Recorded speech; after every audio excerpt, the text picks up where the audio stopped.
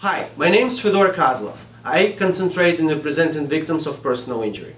Personal injury comes in a variety of forms: car crashes, doctor's mistakes, injury at work, slip and falls, and many others.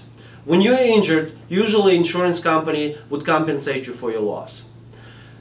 A claims adjuster would come to your place and give you a check for any personal injury or property damage. But remember, when you accept the settlement check, you can never go back and claim more damages for the same accident. That's why it is very important to call an experienced attorney.